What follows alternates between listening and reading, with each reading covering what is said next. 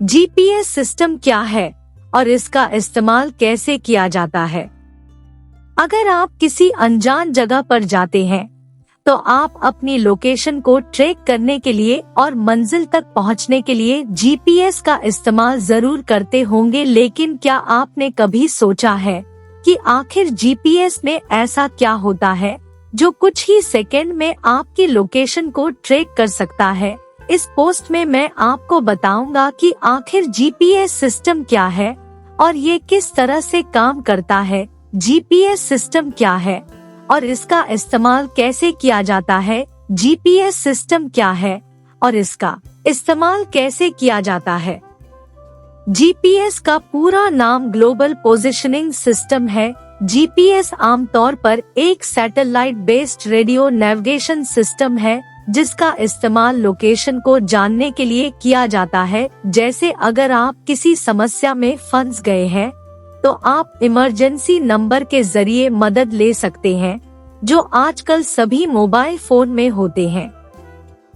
GPS का इतिहास। GPS को सबसे पहली बार अमेरिकी सरकार के द्वारा मिलिट्री पर्पस के लिए सन 1973 में एक प्रोजेक्ट के रूप में लॉन्च किया गया था। इस प्रोजेक्ट के तहत पहली सैटेलाइट सन 1978 में लॉन्च की गई थी। उस समय जीपीएस का इस्तेमाल केवल अमेरिकी मिलिट्री के द्वारा ही किया जाता था। इसकी मदद से अमेरिकी मिलिट्री दुश्मन देशों के वायुयान और उनकी मिलिट्री पर सटीक निशाना लगाकर मार गिराती थी।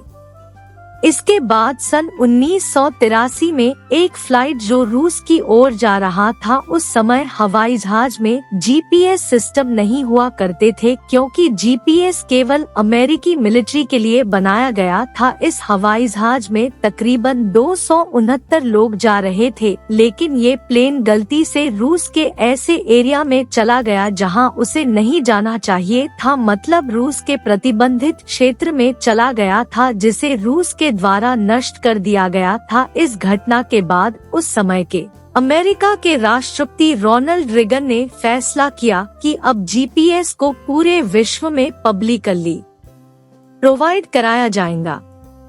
लेकिन उस समय पूरे विश्व के लिए तकरीबन 24 सैटेलाइट की आवश्यकता थी, इसलिए जीपीएस को आम लोगों के लिए उपलब्ध कराने के लिए अमेरिकी सरकार के द्वारा पहली सैटेलाइट 14 फरवरी सन 1989 को और 24वीं सैटेलाइट सन 1994 को लॉन्च की गई थी। सन 1995 में पहली बार जीपीएस को आम लोगों के लिए ओपन किया गया था, लेकिन उस वक्त इसकी एक्यूरेसी और क्वालिटी इतनी परफेक्ट नहीं थी। सन 2000 तक अमेरिकी सरकार ने जीपीएस को और ज्यादा बेहतर बनाने के लिए अनेक प्रयास किए थे। इसके नतीजे स्वरूप आज जीपीएस पूरी दुनिया में ठीक तरह से काम करने लगा है। जीपीएस काम कैसे करता है? आपके स्मार्टफोन या किसी भी जीपीएस यूनिट में एक जीपीएस रिसीवर होता है जो सैटेलाइट के द्वारा भेजे गए सिग्नलों को रिसीव करता है। आपको ये तो पता होगा कि पृथ्वी के अंतराल में घूमने वाली सैटेलाइट एक समय के बाद सिग्नल भेजती है। इन सैटेलाइट्स में सिग्नल और उसका समय पहले से तय होता है। इन सैटेलाइट्स में समय की सही गणना के लिए एटॉमिक क्लॉक का इस्तेमाल किया जाता है। ये ऐसी क्लॉक होती है जो लाखों सालों तक सही समय बता सकती है। इन क्लॉक्स के खराब होने के चांसेस बहुत कम होते हैं। जब इन सैटेलाइट के सिग्नल किसी जीपीएस रिसीवर के संपर्क में आते हैं तो रिसीवर उन सिग्नलों को रीड करता है।